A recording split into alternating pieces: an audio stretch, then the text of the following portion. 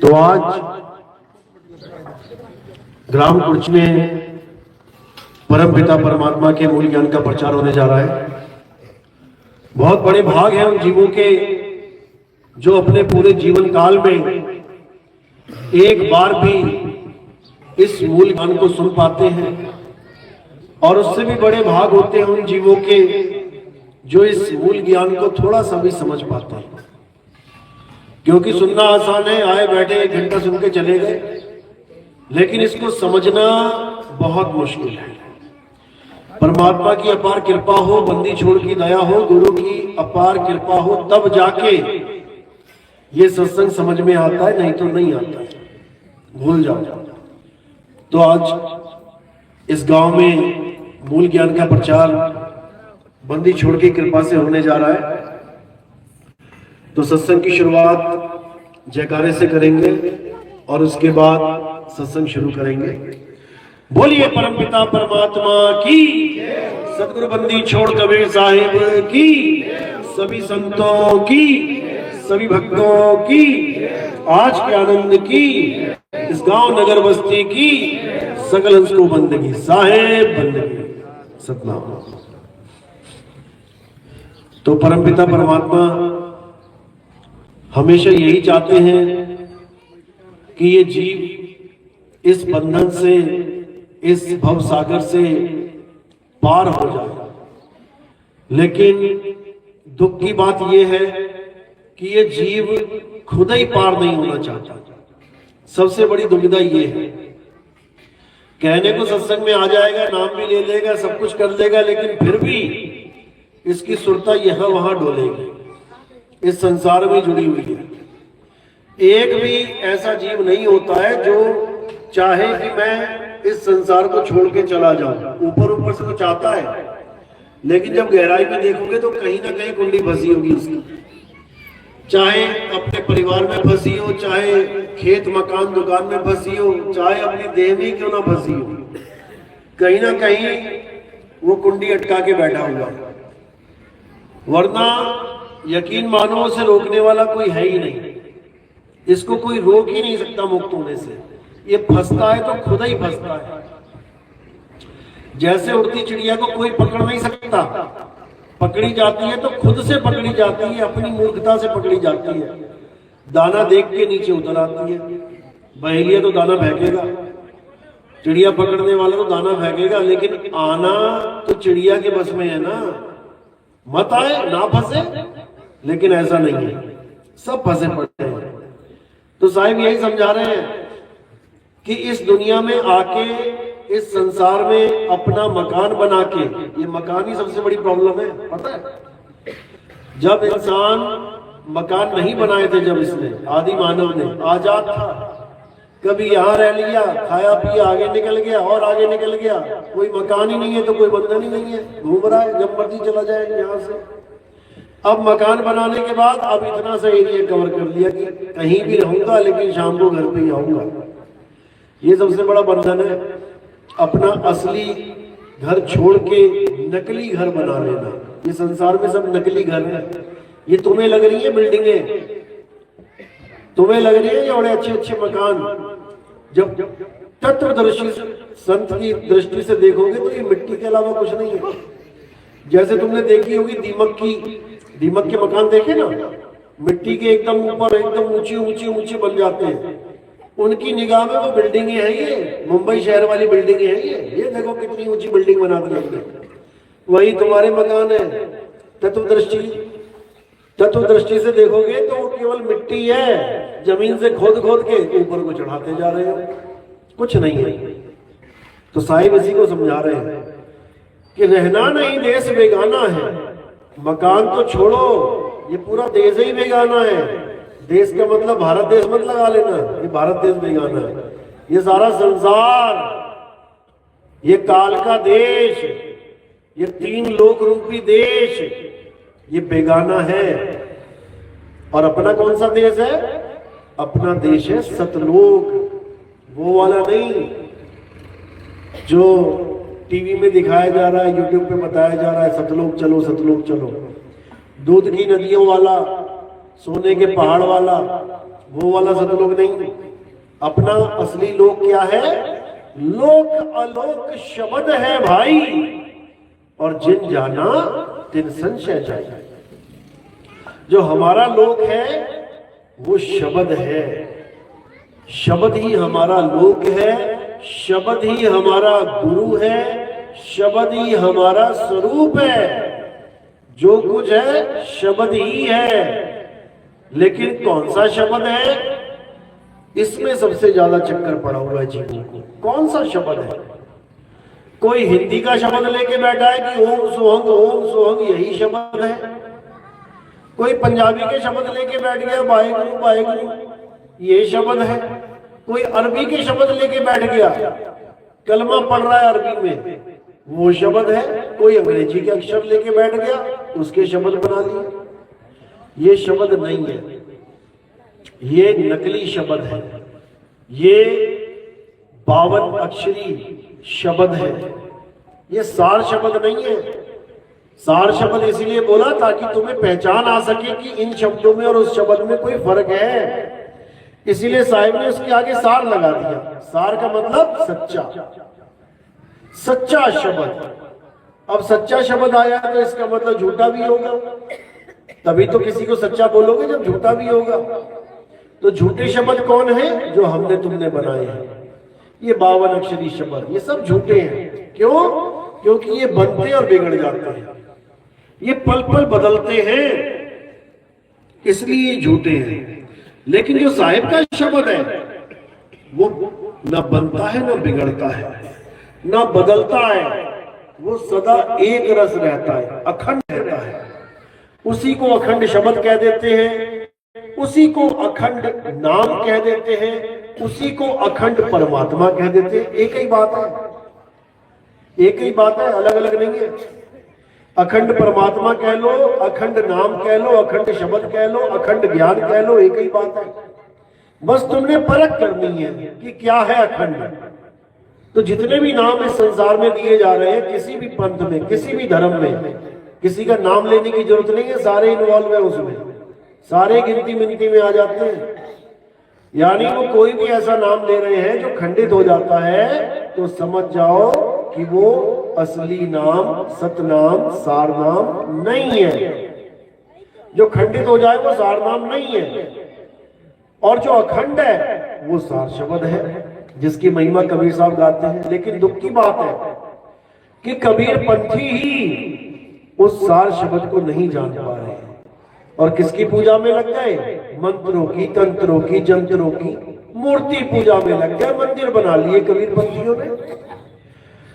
और जो थोड़े ज्यादा विवेकी थे, इन चीजों में नहीं फंसे, वो सार शब्द का ही खंडन करने लग गए। कुछ ज्यादा ही विवेकी बन गए। वो कहते हैं सार शब्द भी कुछ नहीं होता। ऐसे भी मिल जाएंगे आपको यूट्यूब पे, आप बस इतना लिखोगे सार शब्द कुछ नहीं होता, देखो लाइन लग जाएगी उन लोगों की जो कहते हैं सार शब्द कुछ नहीं होता। यानी कबीर साहब को बेवकूफ बना समझ रखा है इन लोगों ने। यानी कबीर साहब को समझ में नहीं आया था कि सार शब्द होता है कि नहीं होता है। वो बीजेपी की बाणियां बोल के चले गए कि सार शब्द कहीं बाची हो मानो एतबारा, अक्षर पुरुष पेड़ निरंजन वाकी डारा। बताओ, जो साहिब खुद सार शब्द की महिमा गा के जा रहे हैं, कबीर पंथी उसी को पाखंड बता रहे हैं। आखिर क्यों? क्योंकि अंगूर खट्टे हैं, अंगूर खट्टे हैं, वो लोमड़ी उछल नहीं पा रही है, वो लोमड़ी उन अंगूरों तक पहुंच नहीं पा रही है, तो अपने दिल को एक सांत्वना देनी पड़ती है कि चल कोई बात नहीं, नहीं मिला कोई बात नहीं, खट्टे हैं। तो उनके लिए वो सार शब्द खट्टा है। लेकिन जिन संतों को वो प्राप्त हुआ, उन्होंने क्या कहा? उन्होंने कहा नाम महारस मीठा संतों, नाम महारस मीठा। जिनको प्राप्त हो गया, उन्होंने क्या बोला कि इससे मीठा इस दुनिया में कुछ है ही नहीं। उसको अमृत तुल्य बता दिया कि वो अमृत है। अमृत नाम बता दिया उसको कि वो ऐसा नाम है जिसको पीने के बाद, वो पदार्थ है, वो मंत्र नहीं है, पीने की बात करी है कि उसको पीने के बाद ये जीव अमर हो जाता है। जीव तो वैसे भी अमर है, लेकिन अज्ञानता रूपी जन्म मरण में फंसा हुआ है तो अमर, ईश्वर अंश, जीव अविनाशी है तो अमर, लेकिन जन्म और मरण में फंसा पड़ा है। अब कैसे मुक्त होगा, कैसे अमर होगा? असली अमर वो अमृत पी के होगा। और वो अमृत कलश कहां पे है? साहिब समझा रहे हैं कि वो सार शब्द ही है। अमृत कलश सार शब्द ही है, उसी में अमृत पड़ा हुआ है। लेकिन उसका स्थान ना प्राप्त होने के कारण ये जीव भटकता रहता है, जन्मों जन्म अटका पड़ा है बेचारा 84 में। तो उसी का एड्रेस बताते हुए कबीर साहब समझा रहे हैं कि अधर द्वीप तहां गगन गुफा में है निज वस्तु सारा। एड्रेस बता दिया है कि कहां पर अमृत मिलेगा। अधर द्वीप, एक ऐसा द्वीप जो बिना आधार के खड़ा हुआ है, यानी वहां कोई पहुंच ही नहीं सकता जब तक वो विहंगम चाल ना पकड़ ले। आसमान में कोई पहुंच ही नहीं सकता जब तक वो विहंगम चाल ना पकड़ ले। गाय, बैल, बकरी, हाथी, घोड़ा ये नहीं पहुंच सकते, इनकी चाल कुछ और है। एक आदमी नहीं पहुंच सकता, आदमी की चाल कुछ और है। मछली नहीं पहुंच सकती, मकड़ी नहीं पहुंच सकती, चींटी नहीं पहुंच सकती, क्योंकि इसकी चाल कुछ और है। कौन पहुंचेगा? जिसके पास विहंगम चाल है। तो आदमी भी रॉकेट से जा रहा है विहंगम चाल को पकड़ के, वो उस वस्तु का सहारा ले रहा है जिसकी चाल ही विहंगम है, इसलिए आसमान पे जा रहा है, नहीं तो ये नहीं जा सकता। तो वही साहिब समझा रहे हैं कि जब भेदी गुरु मिल जाएगा तो तुम्हें एड्रेस बता दिया जाएगा, एड्रेस समझा दिया जाएगा। अब क्या करना है? अब तुमने 24 घंटे उसी एड्रेस पे निशाना रखना है, अपनी सूरत का निशाना। इसमें कोई गुरु का रोल नहीं है। फिर समझ लो, गुरु ने तुम्हें ज्ञान समझा दिया, तुम्हारा निशाना अटल लगवा दिया, अब उड़ जाना है बस। इंतजार मत करने लगना, गुरु जी आएंगे तो साथ चलेंगे। समझ लो, आज तुम्हारा समय आया, आज निकलो। कल समय आया, कल निकलो। हमारा समय जब आएगा हम निकलेंगे। यानी एक डाल दो पंछी बैठे, एक गुरु एक चेला, और गुरु की करनी गुरु भरेगा, चेले की करनी चेला, तो उड़ जा हंस अकेला। ये अकेले वाला ज्ञान है, ये दो वाला ज्ञान नहीं है। कई गुरु जी ठेका ले लेते हैं कि हम ही छोड़ के आएंगे तुम्हें सब लोग। ये ठेकेदारी वाला काम नहीं है भैया, तू अपना जाना, हम अपना जाएंगे। यानी हमें एड्रेस पता लग गया, सत्संग का एड्रेस पता लगा, जिसको जहां पता लगा अपना आ गया। एड्रेस पता होना चाहिए, कोई किसी को लेने नहीं जा रहा। इसी प्रकार कबीर साहब कह रहे हैं कि सबको अपना एड्रेस पता होना चाहिए। मुक्ति तब होगी, तभी होगी, नहीं तो नहीं होगी। कोई राम राम कर ले, कोई श्याम श्याम कर ले, कोई हनुमान हनुमान कर ले। मुसलमान है तो अल्लाह अल्लाह कर ले, खुदा खुदा कर ले, कुछ होने वाला नहीं है। सिख है तो वाहिगुरु वाहिगुरु कर ले, कुछ नहीं होने वाला। सब 52 अक्षर का खेल है, यही रह जाओगे। कैसे जाओगे ठिकाने पे? एड्रेस से। गुरु का काम ही यही होता है, एड्रेस बताना। कहते हैं मन की तरंग मार लो, बस हो गया भजन, और आदत बुरी सुधार भजन। आए हो तुम कहां से और जाना तुम्हें कहां है? एड्रेस है ये। आए हो तुम कहां से, जाना तुम्हें कहां है, इतना बस विचार लो और हो गया भजन। क्या राम राम श्याम श्याम लगा रखा है? बस इतना विचार करना है, कहां से आया और कहां जाएगा। खबर करो अपने तन की, और सतगुरु मिले तो भेद बतावे। इतना ही काम है सतगुरु का। सतगुरु मिले तो भेद बतावे, खुल जाए अंतर खिड़की। ज्ञान खिड़की खुल जाएगी, तुम्हें वो चीज दिखाई देने लग जाएगी जो तुम इन आंखों से नहीं देख सकते। इन आंखों से क्या देख सकते हो? पंच भौतिक शरीर, या फिर सूक्ष्म में मायावी शरीर। इससे ज्यादा कुछ नहीं देख सकते तुम। अब वो चीज कैसे दिखेगी? वो दिखेगी सूरत की दृष्टि से। सूरत से देख ले वह देश, सूरत से देख ले वह देश, और देखत देखत दिखण लागे, मिट गए सकल अंदेश। बड़ी गौर से देखना पड़ेगा तुम्हें। लगातार देखते रहोगे, लगातार देखते रहोगे तो दिखण लागे, देखत देखत दिखण लागे। तब समझ लो कि अब वो अनमोल ज्ञान प्रकट होगा, तुम्हें तुम्हारा स्वरूप समझ में आएगा, तब जाके तुम इस भव सागर से पार होगे। नहीं तो भूल जाना, नहीं तो एक भी नहीं निकल सकता यहां से। इसीलिए कबीर साहब बार बार समझा रहे हैं कि ये ज्ञान जल्दी समझ में नहीं आता भाई। क्यों? सारी दुनिया देखने में फंसी हुई है। मैंने ये देखा, मैंने वो देखा, मैंने पहाड़ देखा, मैंने जंगल देखा, मैंने ये किया, मैंने वो, इसी में उलझे पड़े। लेकिन कबीर साहब समझा रहे हैं कि लाखन में कोई समझ ना पाई है। लाखों लोगों के आगे तुम सार शब्द की महिमा गाते रहो, सालों साल गाते रहो, तो फिर भी ना पता लगेगा। आज कितने साल हो गए सत्संग चलते हुए? 2018 से यूट्यूब पे ज्ञान चल रहा है हमारा। सुन सुन के लोग समझ ही नहीं पा रहे। अभी सुन बहुत रहे हैं लेकिन समझ नहीं पा रहे। क्यों? ये समझ बहुत बहुत महीन होनी चाहिए, विवेक होना चाहिए। विवेकी के पल्ले पड़ेगा ये ज्ञान। अविवेकी कितना ही सुन ले, लाख बार सुन ले, वो फिर कहीं ना कहीं अटक जाएगा। इसलिए कबीर साहब ने विवेक की महिमा गाई। विवेकी गुरु और विवेकी चेला जब दोनों मिल जाते हैं तब तुम्हारी भक्ति पूर्ण हो जाती है। गुरु शूरा, गुरु पूरा और चेला शूरा, तब समझ लो कि अब बात बनेगी। लेकिन विवेक की कमी के कारण बहुत आते हैं, बहुत जाते हैं, भटक जाते हैं लोग, नहीं समझ पाते। तो कह रहे लाखन में कोई समझ ना पाई है और कोटि मध्य जानेंगे। कहे कबीर सुनो भाई साधो, हमें बिरले हंस पहचानेंगे। अब पहचान की बात करिए यहां पर, बिरले हंस पहचानेंगे। यहां कोई देह की बात नहीं है, वरना कबीर साहब की फोटो लगा दो, देखो सारी पहचान लेंगे। पूछो किसी को कौन है ये, सब कहेंगे कबीर साहब है, कबीर जी हैं, कबीर जी हैं। फिर बिरला कहाँ होगा? सारे ने सबने पहचान लिया। नहीं पहचान सकते, शक्ल देख के भी नहीं पहचान सकते। तुमने मेरी शक्ल देख ली ना, शरीर देख लिया, लेकिन तुम अभी भी नहीं पहचान पाए। समझ लो, पहचान सकते ही नहीं, तुम्हारी हैसियत ही नहीं कि पहचान लो, क्योंकि तुम केवल इन आंखों से देख रहे हो। जब तुम ज्ञान दृष्टि से, सूरज से देखोगे ना, तब तुम्हें समझ में आएगा कि कौन हूं मैं। इसी का इशारा कर रहे कबीर साहब। कह रहे लाखन में कोई समझ ना पाई है और कोटि मंत्र जानेंगे। और कहे कबीर सुनो भाई साधो, हमें बिरले हंस पहचानेंगे। पहचान की बात हो रही है। कैसे पहचाने? कबीर पंथी ना पहचान पा रहे कबीर साहब, आम आदमी क्या पहचाने? यानी देह और विधेय की बात चल रही है यहाँ पर।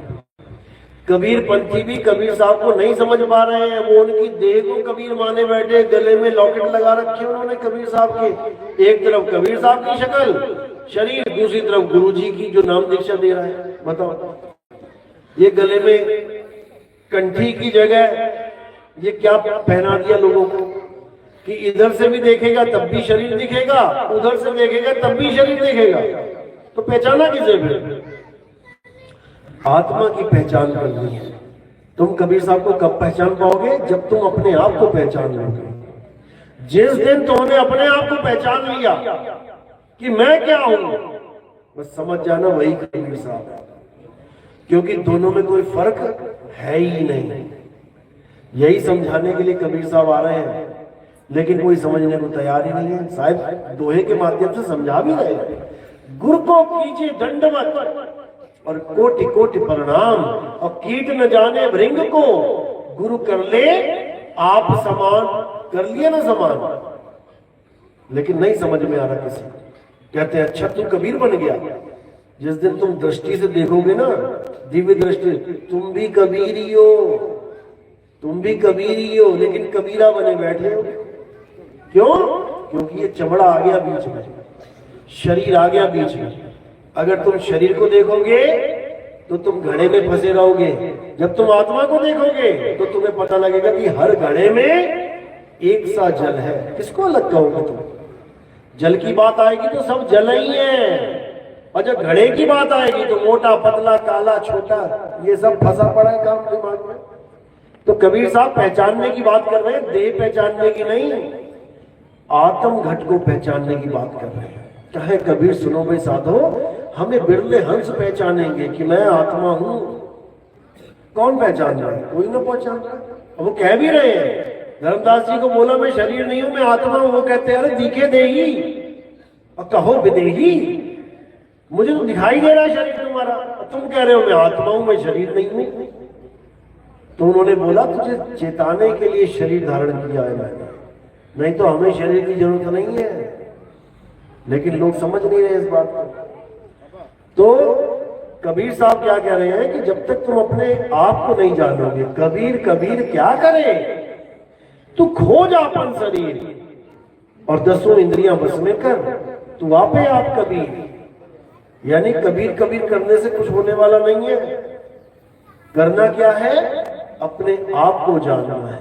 जब अपने आप को जान लोगे तो समझ में आएगा कि कक्का केवल नाम है और बब्बा ब्रह्म शरीर, रारा सब में रम रहा, वाको नाम कबीर। कोई तुम्हें पूछे तुम कबीर हो, कहो हाँ हम कबीर हैं, बोलो भैया, क्योंकि तुम कबीर ही हो। दोनों में कोई फर्क नहीं है। लेकिन काया पे आ जाओगे तब वहां पर भेद पड़ जाएगा। समझ में? कबीर साहिब जो काया धर के आ रहे हैं वो ये काया नहीं है हमारे वाली, उनकी काया हमसे न्यारी है, पंच भौतिक शरीरों से न्यारी काया है। इसीलिए 52 कसमियां हुई, कोई कुछ बिगाड़ ही नहीं पाया। लेकिन इसका मतलब ये नहीं कि उनको शरीर मान ले हम, ये बिल्कुल नहीं है। वो कह रहे हैं कि शब्द न बिनसे देही कहे कबीर हम शब्द सने ही। वो अपना स्वरूप बता रहे हैं, हम हैं शब्द शब्द हम माही और हमसे भिन्न और कछु नहीं। कि हम शब्द रूप है भाई, शब्द के अलावा हमारा और कोई स्वरूप नहीं है। ये तो तुम्हें धारण किया तुम्हें समझाने मात्र के लिए, नहीं तो इसकी कोई जरूरत ही नहीं है। समझ लो। तो साहेब हमें यही चेताना चाहते हैं कि तुम जब तक अपनी आत्मा को नहीं चीनोगे तब तक तुम्हें परमात्मा का कुछ पता ही नहीं लग सकता।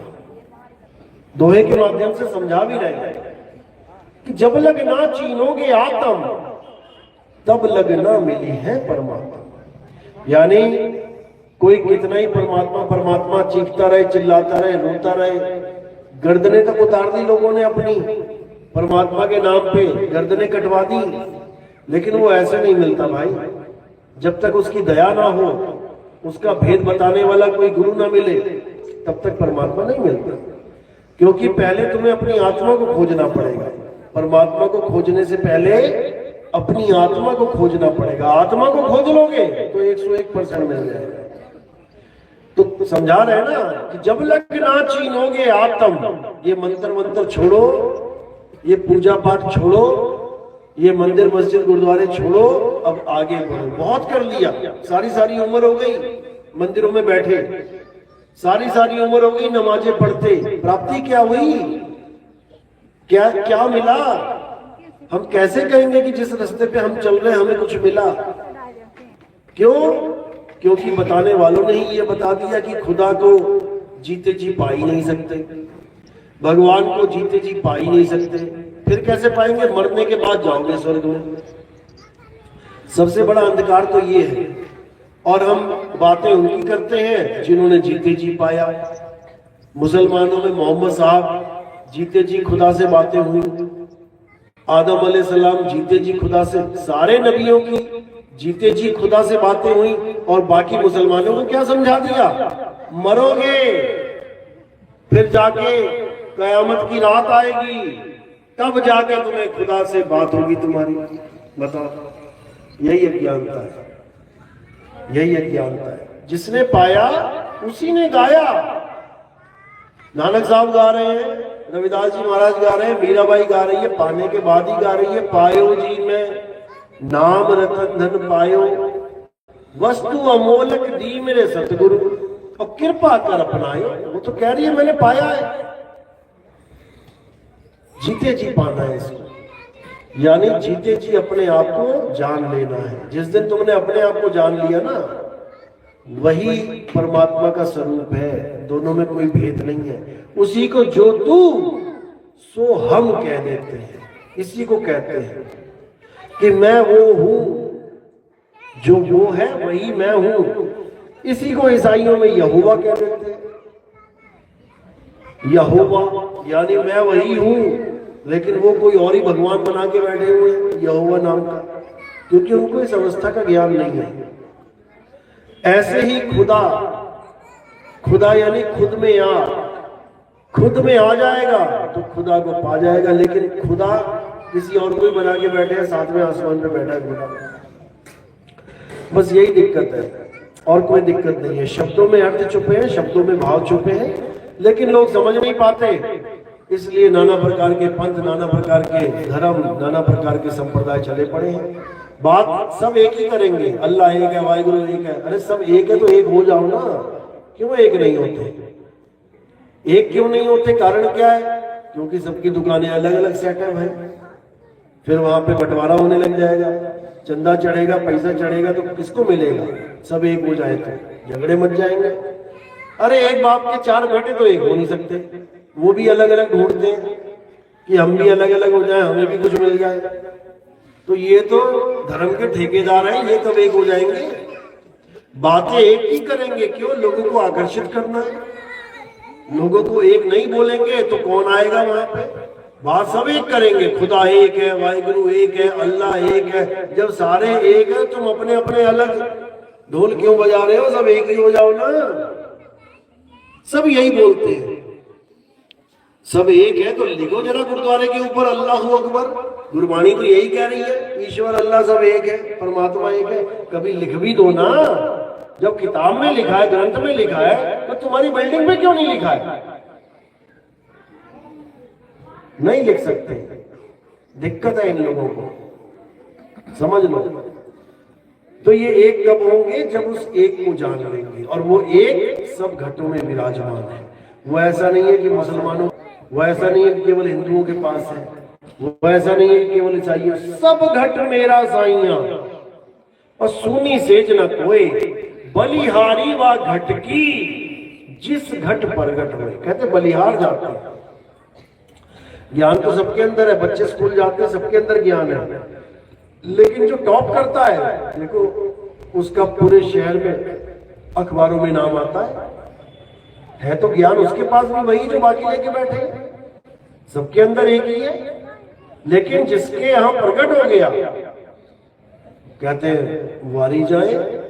इसी प्रकार कुछ ना कुछ तो ज्ञान सब लेके बैठे ही हैं, लेकिन जिसका 100% ज्ञान प्रकट हो जाता है, यानी आत्म ज्ञान आ जाता है, फिर कहते हैं कि उसमें और मालिक में कोई फर्क नहीं रहता, फिर वो एक ही है। तत्व ज्ञान की दृष्टि से वो एक ही है, और उसको दो मानने वाले बेवकूफ होते हैं। क्यों? क्योंकि वो माया का भेद है। अगर वो भेद कर रहे हैं तो इसका मतलब अभी माया में उलझे पड़े हैं। वो अभी तक वो शरीर ही देख रहे हैं, अभी तक वो काया ही देख रहे हैं।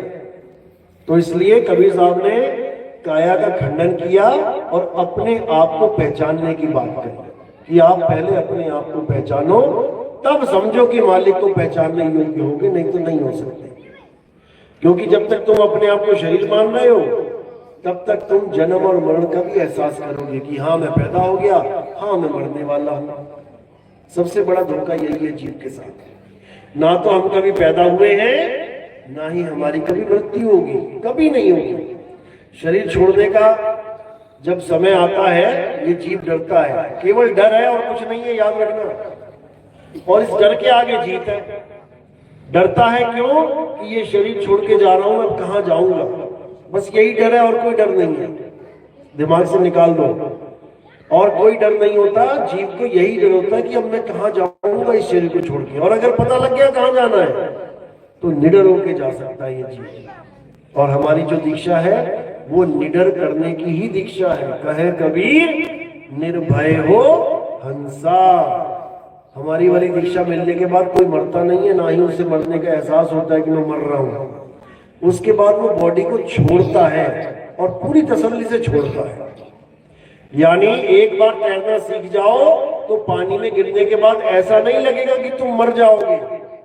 बिना तैरे पानी में कोई तुम्हें गिरा देना तो तुम्हें नानी याद आ जाएगी तुम्हें लगेगा बेटा अब मैं गया काम से, अब मैं मरूंगा पक्का, लेकिन एक बार इस ज्ञान में आ गए ना, तैरना सीख लिया ना, उसके बाद पानी में गिरते ही तुम्हें ये आवाज नहीं होगा कि मैं मरूंगा। गिरते ही एक्टिवेट हो जाएंगे हाथ और पैर, अपने आप चलने लग जाएंगे। तुम तैरना सीख के देख लो एक बार। जिसको नहीं तैरना आता एक बार मार देना छलांग पानी में, देख लेना क्या हाल होगा, और उसके बाद तैरने के बाद मारना। पानी वही रहेगा, गहराई वही रहेगी, लेकिन तुम्हारी अवस्था बदल जाएगी। अब तुम तैरोगे, अब डूबोगे नहीं। इसी प्रकार जो नाम दीक्षा के बिना शरीर छोड़ता है उसकी हालत कुछ और होती है, और नाम दीक्षा लेने के बाद शरीर छोड़ता है उसकी हालत कुछ और होती है। बिना नाम दीक्षा के कोई जाता है तो वो दुखी होके जाता है, रोता हुआ जाता है, और जो नाम दीक्षा लेके जाता है वो अपने आनंद में जाता है। बोल भी रहे ना, जिस मरने से जग डरे मेरे मन आनंद, और मरने पर ही पाइए पूर्ण परमानंद। मरने पर ही पाइए पूर्ण परमानंद, यानी ये काया छूटने पे पूरे आनंद में आ जाओगे, आप अपने स्वरूप को प्राप्त करोगे। फिर ये मरने जन्मने का झंझट खत्म। यही ज्ञान कबीर साहब इस संसार में लेके आते हैं, लेकिन लोग समझ नहीं पाते। कबीर साहब को भी एटीएम बना देते हो कि पूजा कर रहे हैं साहिब की, क्यों? अरे धंधा बहुत बढ़िया चल रहा है जब से कबीर पंथ में आया हूं, खूब ग्राहक बढ़ गया जी, खूब ऐसा हो गया, खूब वैसा हो गया। ये कबीर साहब का खेल ही नहीं है, ये सब तुम्हारे कर्मों का खेल है। कोई अगर ये सोचता है कि नितिन दास जी के पास में जब से गया हूं मेरे तो बल्ले बल्ले हो गई है, नोट ही नोट आ रहे हैं, तो भैया नितिन दास का इसमें कोई रोल नहीं है, समझ लो। ये तुम्हारी किस्मत है, तुमने जो बोया है वही तुम्हें काटना पड़ रहा है। अच्छा बोया है तो अच्छा काट रहे हो। आज अगर मैं ये अपने सिर पे ले लूं ये बात कि हाँ भाई हमसे जुड़े हो तो अच्छा पैसा आ रहा है, अच्छा धंधा चल रहा है, कल को बुरा हो जाएगा तो ये भी लेना पड़ेगा कि जब से यहाँ जुड़ा हूं मैं तो धंधे चौपट हो गए। इसलिए हम इन चीजों से न्यारे हैं। कई लोग इस सवाल करते हैं कि आपसे दीक्षा लेने के बाद क्या लाभ होगा। भैया लाभ होगा तो दुकान कोई और देख ले जाएगा, यहाँ लाभ हानि वाला खेल ही नहीं है। यहाँ तो तेरे निकलने का खेल है कि 100% निकलेगा, इतना समझ। चाहे गरीबी आ जाए चाहे अमीरी आ जाए, तुझे यहाँ पे रहने नहीं दिया जाएगा, इतना समझ ले। अगर ये चीज समझ में आ रही है तो बहुत अच्छी बात है, आ जाओ। अगर लाभ और हानि देखनी है तो बहुत सारी दुकानें हैं, कहीं भी जाओ, ये हाट तुम्हारे मतलब की नहीं है। तो यही कबीर साहब कह रहे हैं कि जब तक तुम्हारे मन में किसी भी इच्छा को, कोई भी इच्छा है उसको आगे रख के तुम भक्ति कर रहे हो, वो तुम्हारी भक्ति कभी फलीभूत हो ही नहीं सकती, भूल जाओ। क्यों?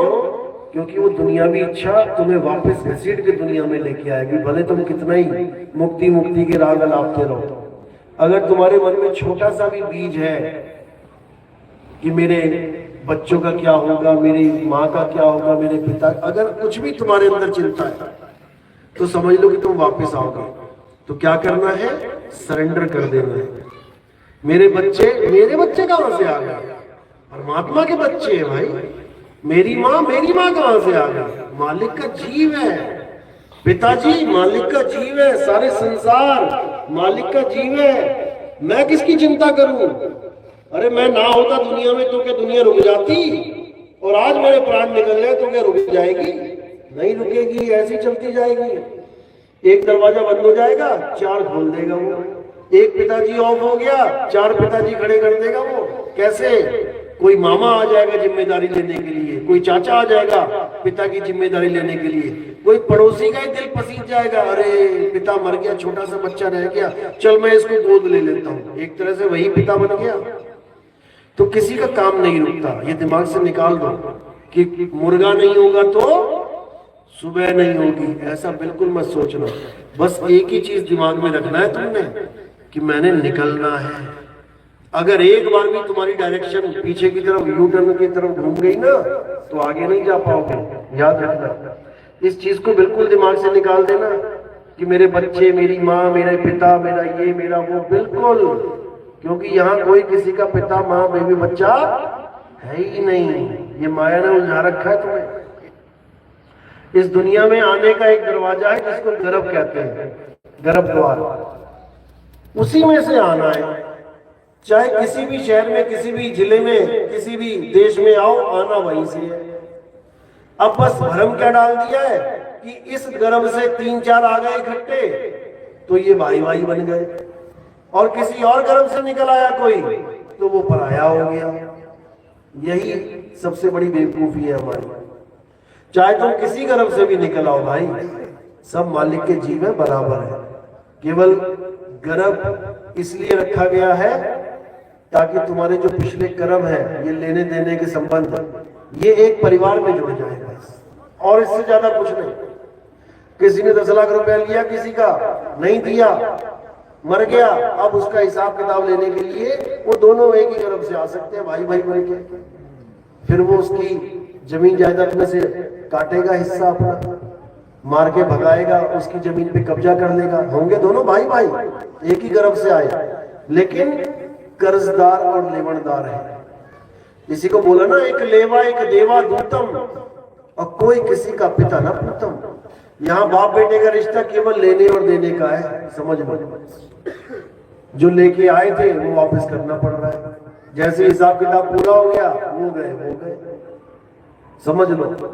तो यहाँ पर जो भी रिश्ता है, जो भी नाता है, ये सब माया का खेल है। तुम्हारा किसी के साथ कोई रिश्ता नहीं है। हाँ, आए हो संसार में तो फर्ज निभाते चलो।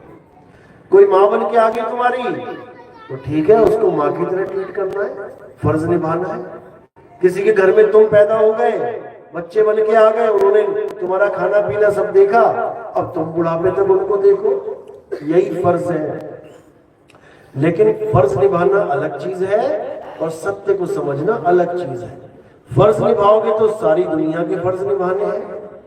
चाचा का अलग है, चाची का अलग है, मामा का अलग है, दादा, सबका कहीं ना कहीं फर्ज जुड़ा हुआ है तुम्हारे साथ। लेकिन जब तुम ज्ञान दृष्टि में आते हो तो फिर कोई मामा, कोई चाचा, कोई भाई बहन नहीं है, कोई बेटा बेटिया नहीं है, भूल जाओ। ये सब माया का खेल है, ये सब इस मिट्टी का खेल है। मिट्टी को ही माँ, मिट्टी को ही बाप, मिट्टी को ही बच्चे, मिट्टी को ही बीवी पति मान के बैठे हुए। क्या है मिट्टी है, अभी निकल जाए ये जीव बोलता, देखो चमड़ा कैसे जलेगा, कोई ना कहेगा उसको पति अपना। मिट्टी में दफना दोगे, मिट्टी से मिट्टी हो जाओगे, पहचान भी नहीं पाओगे कि कौन सी मिट्टी को अपना पति बोलूं। मिट्टी मिट्टी में मिल गई, लेकिन अभी मिट्टी को दौड़ा रहा है ये जीव, इसलिए इस मिट्टी की वैल्यू पड़ी हुई है। ये मिट्टी प्रेम के योग्य बनी हुई है, ये मिट्टी आदर के योग्य बनी हुई है। और जैसे ये मिट्टी टेढ़ी हो गई, गिर गई, अब कोई प्रेम आदर वादर नहीं। उठाओ और जलाओ, वरना बता दो अपने प्यारों को जलाया जाता है क्या? माँ को जलाया जाता है क्या? बेटियों को जलाया जाता है क्या? लेकिन जैसे जीव निकल गया, जलाओ इसको। तो कहने का मतलब सारा प्रेम किसके साथ था? किसी जीव के साथ था। पति किसको बोला? जीव को बोला। माँ बाप किसको बोला? जीव को बोला। लेकिन जानते नहीं वो कैसा है। मान किसे लिया? शरीर को। प्रेम किससे किया? जीव से। मान किसको लिया? शरीर को। पति कौन है? जीव है। मान किसको लिया? शरीर को। माँ बाप कौन है? जीव है। मान किसको लिया? शरीर को। अब तो जलेगा। शरीर को माना है तो जलेगा। जीव को मानोगे तो पति कभी नहीं मरेगा। जीव को मान लिया तो माँ बाप कभी नहीं मरेंगे। ज्ञान में रहोगे कभी कोई मरता ही नहीं है। अज्ञान में रहोगे तो डेट ऑफ बर्थ और डेट ऑफ एक्सपायरी लिखते घूमोगे। इस तारीख को पैदा हुए थे, इस तारीख को मर गए। ज्ञान में आ जाओगे तो ना कभी पैदा हुआ ना कभी मरे। बस इसी को समझना है। तो ये तब समझ में आता है जब भेदी गुरु तुम्हारे जीवन में आता है और भेद बताता है, मंत्र नहीं जपवाता। आज जितनी भी दुकानें चल रही हैं ये सब 52 अक्षरों की दुकानें हैं और इनका आधार क्या है? ये जीव। ये जीव है तब ये दुकानें चल रही हैं। क्यों? सारे मंत्र जीव से ही दिए जाते हैं। कोई भी नाम ले लो, गुरु की जीव ना हो, नाम लेके दिखा दो तुम क्या देता है। सारे नाम ही जीव से है, आधार ही जीव है। तो साहिब समझा रहे हैं 52 अक्षर जीव आधारा, आदि अक्षर जीभ्या से न्यारा। लेकिन लोगों को नहीं समझ में आ रहा। जीव आधार वाला नाम लेके बैठे हो, वो हमें तार देगा? कोई नहीं तारेगा भाई। ये 52 अक्षर है, ये 52 का जाल है, और इस जाल से कौन निकालेगा? केवल आत्मज्ञानी ही निकाल सकता है, बाकी किसी के बस की बात नहीं है। ये गद्दियों पे बैठे महंत देखने में लग रहे हैं कि महंत है, ये सब काल के ही दूत हैं जो यहाँ 52 का पसारा डालने के लिए आए हैं। साहिब समझा रहे हैं बाणी में, जो नर पड़े 52 के फेरा, सो नर जानो काल के चेहरा। ये नितिन दास की वाणी थोड़ी नहीं है, ये कबीर साहब की वाणी है। अब इस वाणी से अटैचमेंट जिसकी होगी वो पूरा मैच करेगा, और जो वाणी को ही नहीं मानता वो क्या मैच करेगा? मीटर होता है ना, मीटर। अगर तुम्हारा मीटर से मीटर पे विश्वास है तो तुम बिना मीटर के कुछ नहीं लोगे। कपड़ा लेने जाओगे तो मीटर चलेगा, दूध लेने जाओगे तो मीटर देखोगे, पेट्रोल डालने जाओगे तो मीटर देखोगे। क्यों? क्योंकि तुम मीटर से तुम्हारी आस्था जुड़ी हुई है और तुम्हें पता है कि मीटर ही सत्य है। इसी प्रकार संतों का मीटर क्या होता है? संतों का मीटर है वाणी। वाणी से पहचानिए। और साधु चोर की हाट, हाट तो दोनों की लगी हुई है, दुकान दोनों ही खोल के बैठे हैं, लेकिन एक साधु और एक चोर है, यानी एक तो मालिक का अंश है और एक काल का दूत है। ऐसे पहचाने? सींग तो लगे नहीं है, ये अरे ये 2 सींग वाला बैठा है, ये काल का दूत है भाई, ऐसा कुछ नहीं है। वो भी गोरा चिट्टा हो सकता है, बढ़िया एकदम अमिताभ बच्चन जैसा, लेकिन काम उसके शुक्री मामा वाले होंगे, यानी वो तुम्हें फंसाने के लिए बैठा है। पहचानना है तुमने। तो कह रहे 52 के जंजाल में फंस गया ये संसार, और सिमरन 52 का करे और कैसे लागे पार। गुरु तो बना लिया, नाम भी ले लिया, लेकिन 52 अक्षर ही मिल गया। अब कैसे छूटे? कभी नहीं छूट सकता। कब छूटेगा?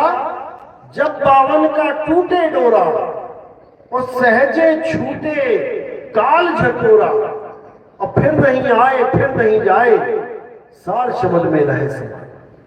तब छूटेगा जब तुम्हारे जीवन में ऐसा गुरु आएगा जो 52 का भेद बता के छुड़वा दे। सोई गुरु पूरा कहाए, 2 अक्षर का भेद बताए, एक छुड़ाए एक लखाए, तब प्राणी निज घर को जाए। अब ऐसे ऐसे गुरु बैठे हैं जो वाणी तो ये बोल रहे हैं, मदन साहिब की वाणी कह रहे सोई गुरु पूरा कहाए, 2 अक्षर का भेद एक छुड़ाए। बोल तो रहे छुड़ाए और कुछ ना छुड़ा रहे, बल्कि 2 अक्षर 2 नाम और लाद दे रहे हैं, ले बेटा ये जप। ऐसे ऐसे गुरु बैठे। क्यों? क्योंकि उनको भेद नहीं पता, भेदी गुरु नहीं है वो। वस्तु का भेदी मिलेगा तभी वस्तु मिलेगी, नहीं तो वस्तु नहीं मिलती। भूल जाओ, भूल जाओ बिल्कुल। तो कह रहे हैं कि वस्तु कहीं ढूंढे कहीं कैसे लागे हाथ, और गुप्त वस्तु तब मिले जब भेदी लीजिए साथ। और भेदी लीना साथ में, दीनी वस्तु लखाए। उसका काम ही यही है, लखाना, यानी पहचान करवाना। लखाओ का मतलब ये नहीं होता कि दिखाओ, लखाओ का मतलब दिखाओ नहीं होता है। लखाओ का मतलब होता है उसकी पहचान, उसके बारे में समझा देना। तो एक छुड़ाए एक लखाए, तब प्राणी निज घर को जाए। तब तुम घर को जा पाओगे, नहीं तो कोई नहीं जाने वाला, यहीं धक्के खाने पड़ेंगे। इसलिए साहिब ने कबीर सागर में पहली वाणी जो है उसी में सारा भेद छुपा रखा है, ताकि ये जीव अटक ना जाए कहीं। कह रहे सत्य नाम है सार, बूझो संत विवेक करी, उतरो भवजल पार। सतगुरु का उपदेश यही। उन्होंने पहले ही सतनाम का जिक्र कर दिया कि सत्य नाम है सार। जो लोग कहते हैं कि सार शब्द कुछ नहीं है, सार शब्द कुछ नहीं है, उनके लिए ये वाणी है समझने के लिए कि सार है। और क्या है सार? सत्य नाम है सार। क्योंकि कई लोग सार शब्द समझ नहीं पाते कि ये क्या है सार शब्द। लेकिन जब हम कहते हैं सतनाम, तब उनके समझ में आ जाती है बात कि सतनाम का मतलब है सच्चा नाम। अब सच्चा नाम है, इसका मतलब झूठा नाम भी है। तो ये तत्व का खेल पहले से चलता आ रहा है। कबीर साहब को आने की जरूरत नहीं पड़नी थी। अगर मंत्रों से मुक्ति होती, उनके पहले ही कई नाम चल रहे हैं। कबीर साहब के आने का मकसद तो इन मंत्रों को खत्म करना है। इन मंत्रों को, इन जापों को खत्म करना है। लेकिन कबीर पंथ में ही जाप चल रहे हैं। दुविधा तो ये है। साहिब समझा भी रहे हैं, मोह को कहां ढूंढ रहे बंदे, मैं तो तेरे पास में। और नाम है जप में, पता नहीं क्यों नहीं कबीर पंथियों के दिमाग में जा रही है बाणी। गा सभी रहे हैं, किताबों में सबने छाप रखा है, लेकिन जैसी लाइन आती है नाम है जप में और उनसे कोई बात करो तो कहते हैं नहीं नहीं नहीं नहीं, ऐसा कैसे हो सकता है, बिना जपे कैसे परमात्मा मिल सकता है। अच्छा, मतलब वो अज्ञानी है जो लिख के चले गए, जो बता के चले गए। नहीं समझ में आ रही है बात। क्यों? क्योंकि गुरु ही वैसा नहीं मिला। गुरु ही ऐसा मिल गया कि बेटा नाम जपेगा तो परमात्मा मिलेगा, नाम नहीं जपेगा तो परमात्मा नहीं मिलेगा। अब करे तो करे क्या जी। इसीलिए साहिब ने गुरु तो चलो ठीक है बोला ही है गुरु धारण करने को, लेकिन उन्होंने शब्द विवेकी पारखी गुरु की बात करी है। वो नहीं बताएंगे ये लोग, वो नहीं समझाएंगे कि शब्द विवेकी पारखी होता क्या है। गुरु की महिमा गाएंगे दिन रात, गुरु धारण कर लो, गुरु धारण कर लो। उससे क्या होगा? मंत्र मिल जाएगा। मंत्र देने वाले गुरुओं की महिमा गा लेंगे, लेकिन शब्द भेदी की कभी महिमा नहीं गाता कोई। क्यों? क्योंकि पारक करेगा तो उसी को छोड़ देगा, उसी का चेला उसी को छोड़ के चला जाएगा। इसलिए केवल गुरु नाम पे अटका रखा है सबको और डरा रखा है कि जो गुरु को छोड़ेगा वो नरक में चला जाएगा। बताओ, जो गुरु को छोड़ेगा वो नरक में चला जाएगा। ऐसा अज्ञान फैला रखा है इन लोगों ने। और साहिब क्या कह रहे हैं? जब लग मिले नहीं शब्द वो सांचा, तब लग गुरु करो 10 पांचा। साहिब कह रहे हैं ये तो खेल ही नहीं है 1 2 4 5 गुरु का। कहते हैं जितने गुरु करने हैं करो। मुद्दा क्या है? मुद्दा सार शब्द है। तुम्हें सच्चा नाम प्राप्त होना चाहिए, चाहे पहला गुरु दे दे, उसके पास नहीं है दूसरे से ले ले, उसके पास नहीं है तीसरे चौथे पांचवें 10वें, जितने मर्जी गुरु बना। अंत में जब तुझे शब्द विवेकी पारखी गुरु मिलेगा, बस फिर उसके बाद कोई गुरु बनाने की जरूरत नहीं पड़ेगी। फिर जो भेद तुम्हें मिल गया उस भेद में रमण करना है, उस आत्मा में रमण करना है और कुछ नहीं करना है। तो इसीलिए साहब ने बोला गुरु मेरे सभी बड़े, अपनी अपनी ठौर भी बता दी सबकी। कोई ये ना सोचे कि एक ही गुरु से कल्याण हो जाएगा। ठौर का मतलब है ठिकाना, अपना अपना ठिकाना है। कोई पहली मंजिल तक का है, कोई दूसरी मंजिल, कोई तीसरी चौथी पांचवी। जिस मंजिल पे जो बैठा है वहां का ठिकाना बता रहा है तुम्हें, लेकिन जाना कहाँ है? टॉप पे जाना है, धुर तक जाना है। तो उसको क्या बोला? शब्द विवेकी पारखी सो माथे का मार। यानी ऐसा गुरु धारण करना है जो शब्द का विवेक के द्वारा परख करवाए। शब्द विवेकी पारखी सो माथे का मोर। इन तीनों शब्दों का अर्थ भी पूछ लोगे ना नकली कबीरपंथियों से, एक भी ना बता पाएंगे वो। इन तीनों में से एक का भी मतलब बता दें, क्योंकि शब्द को मंत्र मान लिया है, विवेक को क्या माना है कि गुरुमुख हो जाओ, यही विवेक है। और पारखी किसको मान लिया? पंथ का नाम ही पारक रख दिया। इसी को समझ लेते कि यही शब्द विवेक की पारखी है। ऐसा नहीं है भाई। शब्द का मतलब है सार शब्द, और सार शब्द को छोड़ के जितने भी शब्द हैं वो सब अधूरे शब्द हैं, कैटेगरीज हैं उनकी। साहिब समझा रहे हैं शब्द शब्द में शब्द शब्द बहु अंतरा और सार शब्द मत लीजिए। कहे कबीर जहां सार शब्द नहीं दृढ़ जीवन सो जीजे। कह भी रहे बीजक की वाणी, बोल भी रहे हैं, और फिर कहेंगे कि सार शब्द नाम की कोई चीज नहीं होती। ये उस पंथ की बात कर रहा हूं मैं जिसने अपने नाम ही पारक रखा है। पंथ जिसने की बात तो करी नहीं, पंथ का नाम ही पारक रख दिया। कि हम पारकी हैं, टैग ही लगा दिया, कौन है, पारकी हैं। और परख किसकी करते हो? शब्द की परख बोला साहब ने, शब्द विवेकी पारकी। शब्द की परख है, कैसा होता है शब्द, क्या है शब्द? शब्द कुछ नहीं होता है। अच्छा, मतलब जौहरी बन गए हो हीरे की परख करने वाले। और तुमसे पूछे कोई हीरा कैसा होता है, कहते हीरा वीरा कुछ नहीं होता है। और जब हीरा ही कुछ नहीं होता है तो तू पारकी कैसे बन गया भाई, जौहरी कैसे बन गया तू? ये हाल है लोगों का। तो कबीर साहब समझा रहे हैं कि ऐसे गुरु बहुत मिलेंगे। अरे घर घर मंत्र देत फिरते हैं माया के अभिमाना, और गुरुआ सहित शिष्य सब बूढ़े, अंत काल पछताना। साधो देखो ये जग बौराना। अभी तो नहीं पछताएगा कोई। क्यों? बढ़िया बढ़िया खाने को लंगर मिल रहे हैं, खूब कमाइयां हो रही हैं, मजे कर रहे हैं। अभी नहीं समझ में आ रहा। जब हलक में डाल देगा ना वहां वो अपनी, और प्राण निकालेगा, खींचेगा, तब समझ में आएगा कि क्या गलती हो गई। अभी नहीं आ रही है। अभी तो मजे लगे पड़े।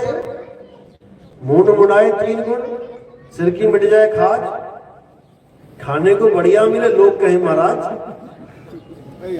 यही हाल है। गंजे हो गए बढ़िया एकदम मुंह मुड़ा के, कहते 3 गुण है, सिर की मिट जाए खाज, जुआ ही नहीं रहेगा तो खुल जाएगा काम। और खाने को बढ़िया मिले लोग कहे महाराज, बढ़िया बढ़िया आइटम मिलेंगी खाने को, महाराज बन जाएंगे। लेकिन भाई अंत समय भी आएगा, वहां पर ये नहीं चलेगा। तो इसलिए साहिब समझा रहे हैं बार बार कि गुरु करो छान के, पानी पियो जान के, खूब छानबीन कर लो कि गुरुजी कहाँ की बात बता रहे हैं, ये कौन सा ज्ञान दे रहे हैं। ये कहीं नकली सतलोक की टिकट तो नहीं पकड़ा दी गई, असली असली करते करते पता लगा नकली में चले जाए। तो साहिब समझा रहे हैं कि असली ज्ञान क्या है, सार शब्द ही असली ज्ञान है। और सार शब्द कोई मंत्र जंतर तंत्र नहीं है, तुम्हारा स्वरूप ही सार है, तुम्हारा असली स्वरूप ही सार शब्द है। और तुम इन नकली शब्दों में अटक गए हो बस, और कुछ नहीं करना है। एक छुड़ाए यानी ये नकली नाम छुड़वा दे, एक लखाए तुम्हारा आत्म स्वरूप लखा दे, और कुछ नहीं, वही तुम्हारा निज नाम है। उसी को बोला सत्य स्वरूपी नाम साहिब का, सो निज नाम हमारा। हमारा और साहिब का एक ही नाम है, लेकिन हम भूल गए हैं उसको। वो याद करे बैठे, और हमें इस दुनिया में याद करवाने ही आते हैं, नहीं तो उनका कोई मतलब ही नहीं इस दुनिया में आने का।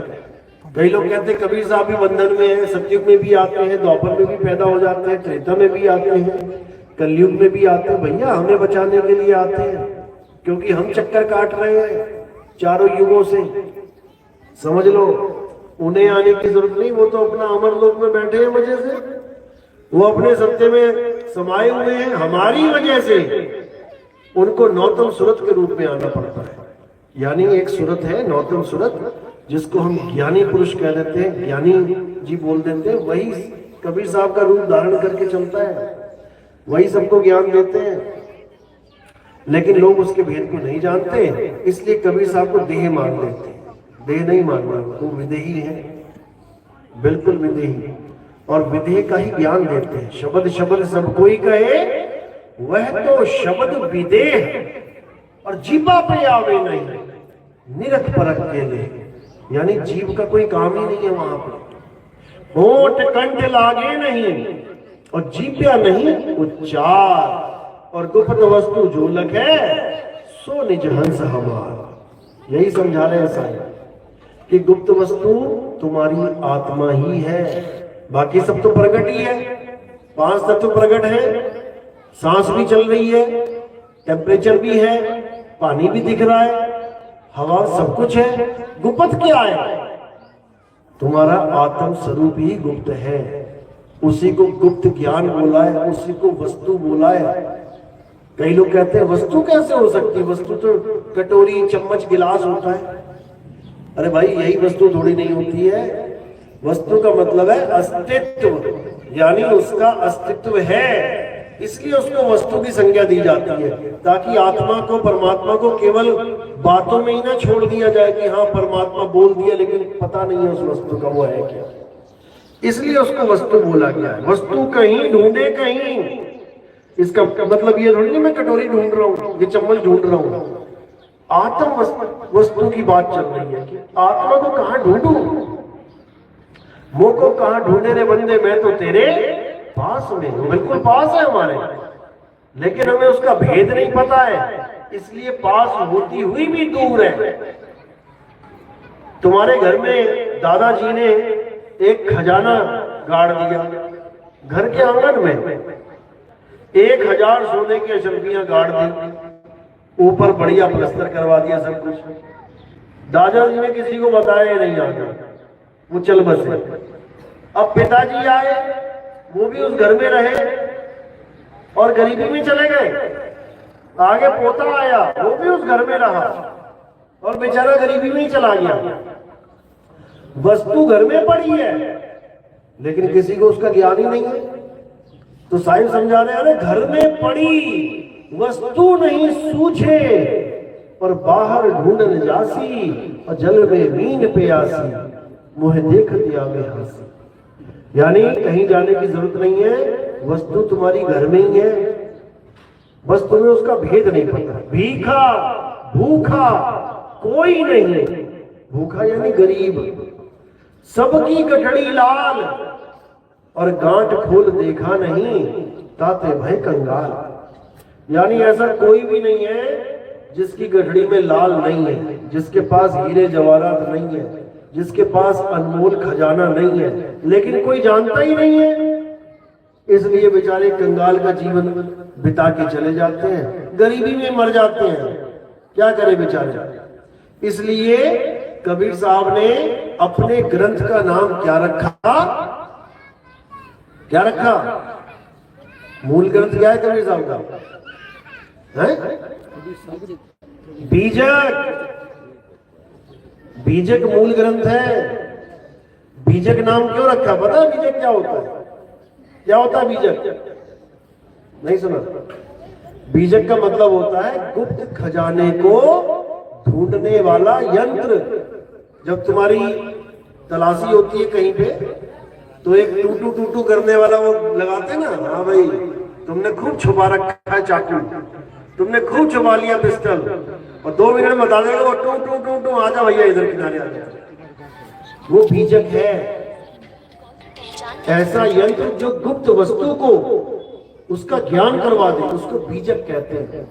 तो कबीर साहब की जो गुप्त वस्तु है उसका बोध कराने वाले ग्रंथ को बीजक कहते हैं। लेकिन कई ऐसे धुरंधर हैं जिन्होंने बीजक का नाम किससे जोड़ दिया? बीज से जोड़ दिया कि बीज ही बीजक है, पता नहीं कौन सा बीज कहां पहुंचा देते हैं वो लोग। ऐसे ऐसे धुरंधर पड़े हुए। तो साहिब की हर बात में भेद है, रहस्य है, लेकिन उस रहस्य को जान पाना ये सबके बस की बात नहीं होगी। जिस पर मालिक की दया है, जिस पर बंदी जोड़ की कृपा है, ये उसी को समझ में आती है, बाकी किसी को नहीं आती। तो किस्मत वाले हैं वो जीव, धन्य भाग है उन जीवों के जो कबीर साहब की वाणी को थोड़ा सा भी समझ पाते हैं, थोड़ा सा भी। क्योंकि थोड़ा से समझने में ये पूरा मगज लग जाता है, पूरी बुद्धि पूरा विवेक लग जाता है छोटी सी बात समझने में। और एक एक शब्द के एक एक दोहे के 2-2 अर्थ निकलते हैं। नाम ही रखा है दोहा, यानी 2 है कबीर साहिब के, 2 है। यानी एक दुनियावी अर्थ निकलेगा वाणी का और एक आध्यात्मिक अर्थ निकलेगा। आध्यात्मिक अर्थ वही समझ पाएगा जिसके अंदर विवेक होगा। दुनियावी अर्थ वाले 36 बैठे कबीर साहब के नाम पे दुकान चला रहे हैं, लेकिन वो उनके भाव को, उनकी अवस्था को नहीं जान सकते कि वो क्या है। इसीलिए बार बार जन्म मरण में आना उनका तय है। केवल गुरु बन गए इसका मतलब ये नहीं कि मुक्त हो गए, भूल जाओ। साहिब समझा रहे हैं कि गुरु बहुत है संसार, बहुत गुरु है जगत में, और कोई ना लागे तीर, सभी गुरु बह जाएंगे जागृत गुरु कबीर। यानी जो कबीर को जान लेगा, जागृत हो जाएगा, केवल वही बचेगा, बाकी सब भवसागर में गोते खाएंगे। झूठा गुरु अजगर बना, लख 84 जाए, और सारी संगत चींटी बनी और तोड़ तोड़ के खाए। जो गुरु अपने लक्ष्य, जो उसका लक्ष्य है, अगर उसको केवल धन प्राप्ति या आश्रम आश्रम बनाने का चक्कर, या इसी में उलझा रहा वो, ये उसका लक्ष्य है, तो समझ लो कि जितनी संगत इकट्ठी कर रहा है ना, ये सब चींटी बन के आएंगी अपना अपना हिस्सा तोड़ने के लिए। हाँ, मुक्ति लक्ष्य है उसका, तो भले ज्ञान पूर्ण ना हो फिर भी उसकी मदद की जाएगी। जो सच्चा गुरु नहीं भी प्राप्त कर पाया, क्योंकि गुरु सच्चा मिलेगा तभी तो चेला सच्चा बनेगा। चलो झूठा ही गुरु मिल गया किसी की किस्मत में, लेकिन उसका भाव सच्चा है, परमात्मा उसकी पूरी मदद करेगा। जैसे आप ही के गांव में एक आए थे ना गुरु जी, जिन्होंने अपना लिंगी काट दिया, क्या नाम था? छोगाराम जी महाराज। अब देखो कितना कितना पाक, कितना शुद्ध बंदा है वो, भले उसको गुरु पूरा नहीं मिल गया, गुरु नहीं मिला उसको पूरा, वो खुद बोल के गए। क्या बोल के गए थे? कि एक ज्ञान और आएगा तुम्हारे गांव में, खुद ही आ जाएगा, ये तक बोल के गए कि तुम्हें कहीं जाने की जरूरत नहीं पड़ेगी, तुम्हारे गांव में खुद ही वो ज्ञान आ जाएगा। तो उनकी बात में इतनी सच्चाई है, क्यों? क्योंकि परमात्मा ने उनके मुंह से निकलवाई ये बात, क्योंकि बंदा सच्चा है वो, उसका लक्ष्य परमात्मा है, उसका लक्ष्य ये दुनियादारी नहीं है। नहीं तो अपना अंग काट के दिखाए कोई। इतना बड़ा त्याग कर देना परमात्मा के नाम पे, कोई छोटी मोटी हस्ती नहीं होती वो भी। बीड़ी पीते जिन आश्रम नहीं बन रहे थे। अरे तो कुछ भी नहीं है, बीड़ी बीड़ी तो छोड़ो, वो सिद्धांत ही उसका कुछ और ही चला गया, कहीं और ही पहुंच गया।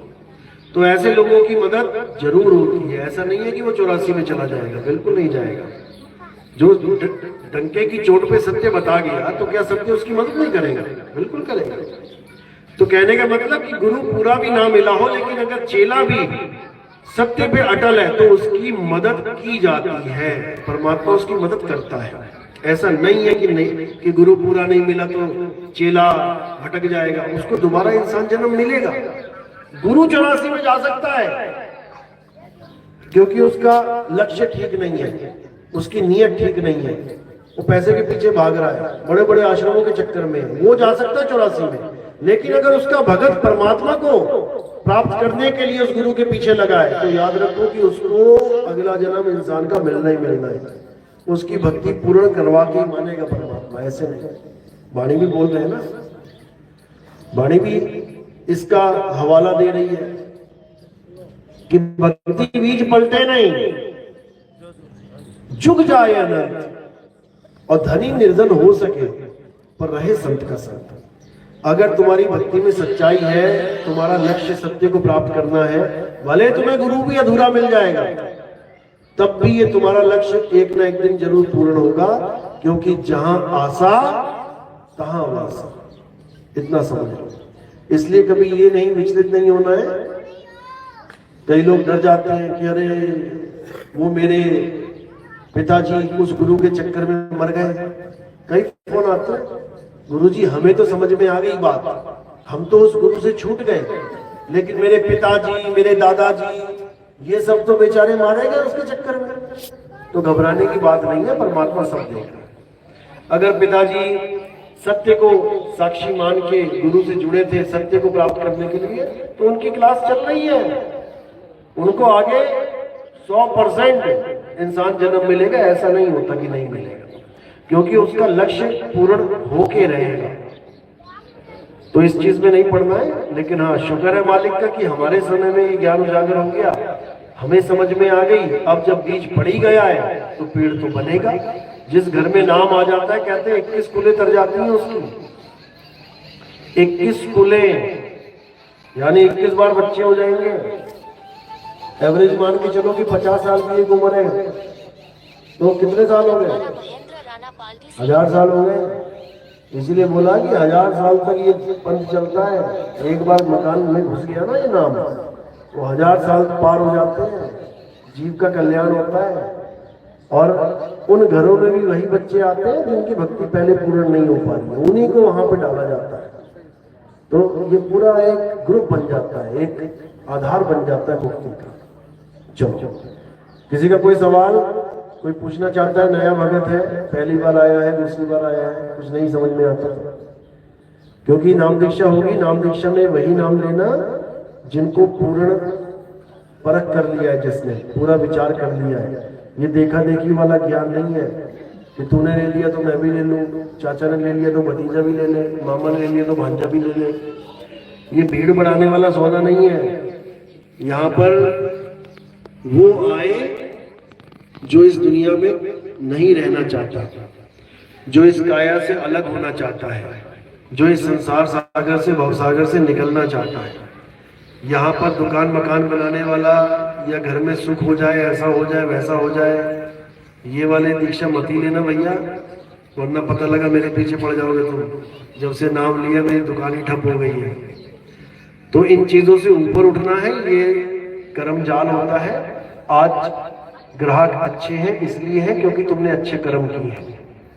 आज मंदी का दौर है, क्यों? क्योंकि तुमने गलत काम किया। अच्छे काम किए तो खूब पैसा आएगा, बुरे काम किए तो दुख आएगा, गरीबी आएगी। तो दोनों को सहने के लिए तैयार रहना चाहिए, क्योंकि अमीर भी मर जाएगा और गरीब भी मर जाएगा। टेंशन किस बात की है? दोनों ने मर जाना है। अमीर थोड़ा ज्यादा इकट्ठा करके मरेगा, ज्यादा ध्यान फंसा होगा उसका। गरीब कहेगा चल छोटी सी झोपड़ी बची है, जाने दे यार, कौन देख रहा है इसको, वो थोड़ा आराम से जाएगा। गरीब आराम से जाता है, उसको पता कुछ है तो है नहीं, किसको रूम है। अमीर होता, अरे इतना इकट्ठा कर दिया, मैं तो खर्च भी ना कर पाया, अरे मेरा मकान, अरे मेरी दुकान, इतने बड़े बड़े फॉर्म खरीदे मैंने, सब बेकार। वो ज्यादा दुखी होकर मरता है। तो इसलिए सुख दुख से ऊपर उठो और अपने आत्म स्वरूप को प्राप्त करो, वही है सच्चा आनंद, उसी को सत्यचित आनंद कहते हैं। तो आज का सत्संग यही समाप्त करते हैं। अब आरती का समय है। आरती कैसे करते हैं बताइए आपको, एक एक